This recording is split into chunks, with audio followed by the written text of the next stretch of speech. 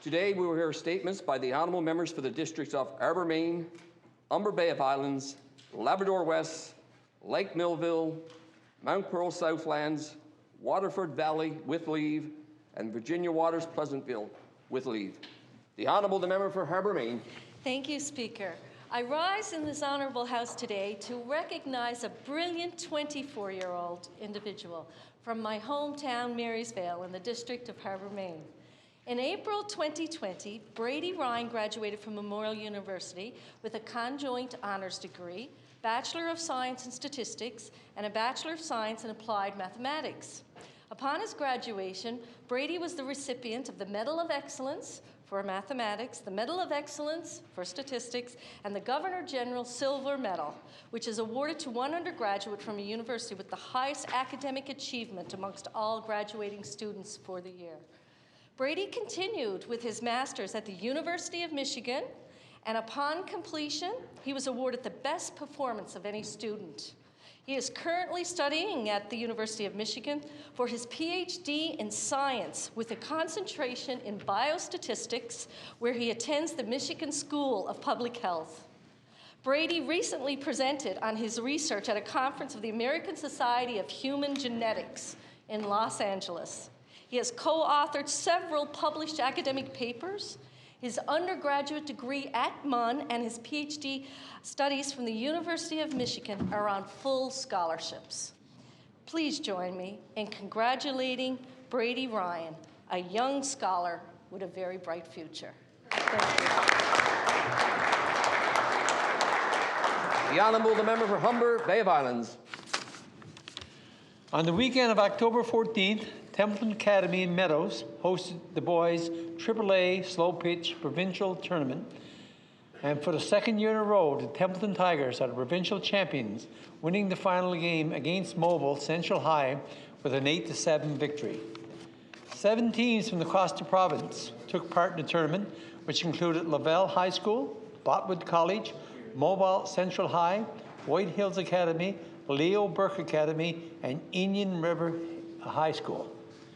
Templeton Tigers are a dedicated team made up of 14 players from grade 9 to 12 that work hard to win, each giving their very best, while most importantly, having fun. Team members include Carter Burton, Evan James, Tyson Park, R.J. Ruth, Marcus Wells, Ethan James, Wade Butler, Gavin Lovell, Jaden Park, Jordan Blanchard, Dylan Banks, Billy Barrett, Noah Park, and coaches Fabian Lovell and Barry Park. Congratulations to Noah Park, who was named team MVP, and Tyson Park, who was named most sportsmanlike player. Congratulations also to Leo Burke Academy of Bishop Falls, who received the Team Sportsman Award.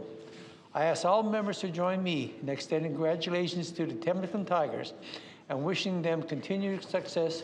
Great job, guys. The Honourable the Member for Labrador West. Thank you, Speaker. I rise today to give recognition to Bill Soper, the Regional Settlement Coordinator for the Association of New Canadians in Labrador West. Bill Soper, a former teacher in our community, has been making an impact in his new role helping many new Canadians to Labrador West. He's valued by the newcomer population in our community, and he doesn't hesitate to help anyone that needs an extra hand with the various events around. Last month, a Come Home Year mural was unveiled at the Arts and Culture Centre, which was created by 20 newcomers to Labrador West over the summer. The mural was 20 ceramic pieces depicting the map of Labrador entitled Home Away from Home. Bill is a fantastic advocate for our newcomers, and I want to personally thank Bill for helping to introduce Labrador to the world and providing a home away from home for so many. I ask all honourable members to join me in thanking Bill Soper for so much an important member of our community and advocating for new Canadians. Thank you. The Honourable the Member for Lake Millville. Thank you, Speaker. In September, the grade 8 class of Miss Natalie Keith at Mealy Mountain Collegiate sent me 27 letters about the National Day of Truth and Reconciliation and their desire to raise the profile of Indigenous issues. In October, we met to explore 3 topics.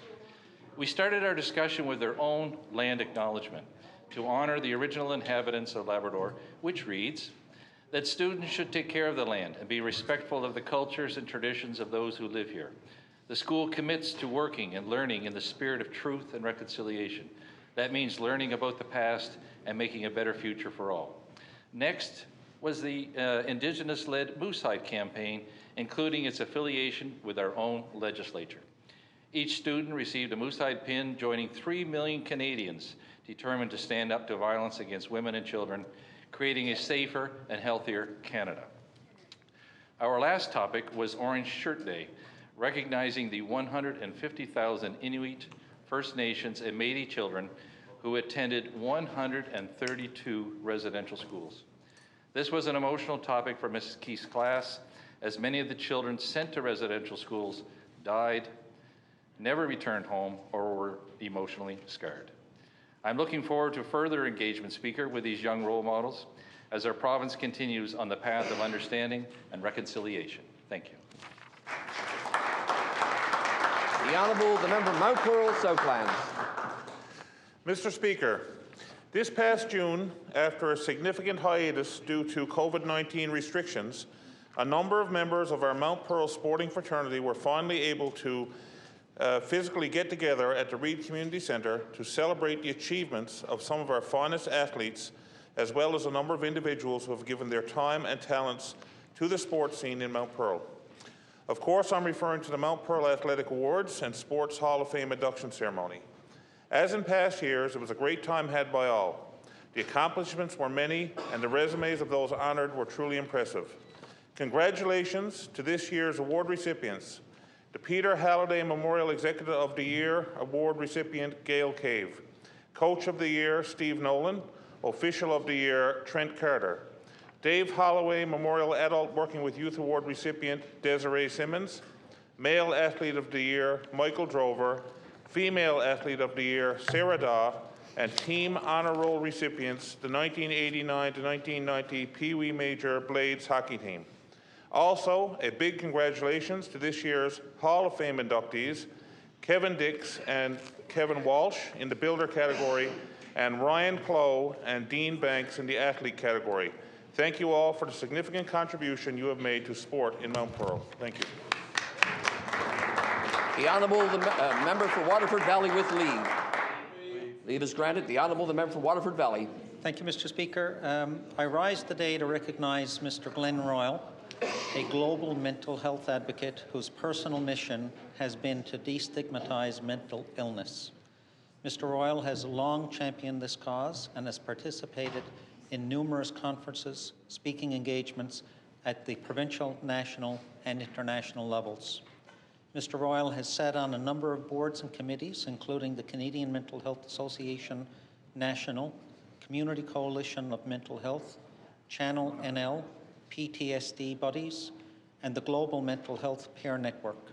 This network has recently appointed Mr. Royal as co-lead of the Americas region. It is an international, lived experience advocacy organization whose objectives are to influence policy and practice to promote human rights and overall well-being. In June of this year, the National Alliance on Mental Illness, a US-based mental health organization that is dedicated to building better lives for Americans affected by mental illness, selected Mr. Royal as the recipient of the Lionel Aldridge Champions Award. The award honors an individual with mental illness who demonstrates courage, leadership, and service in their work to promote recovery and ensure that all people with mental illness live full lives in their communities.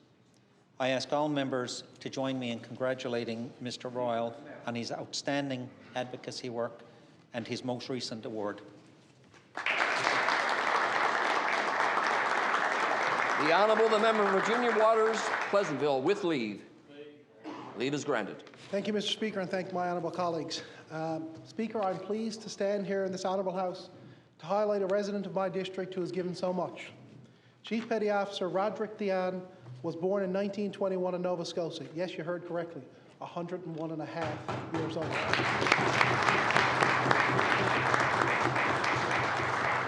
In 1942, he volunteered and joined the Canadian Navy and served on the HMCS Ottawa H-31. His ship was on a convoy duty in North Atlantic and took part in Normandy invasion in 1944. In 1968, he became a founding and charter member of the Royal Canadian Legion, Dumbarton's Branch 617 in Don Mills, Ontario.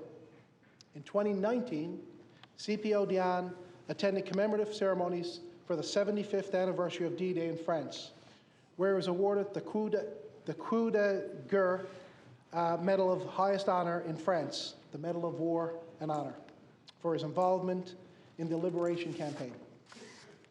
For his many years of Legion service, CPO Diane is now a life member and has also received the Minister of Veterans Affairs commemoration for his ongoing commitment to his comrades and remembrance.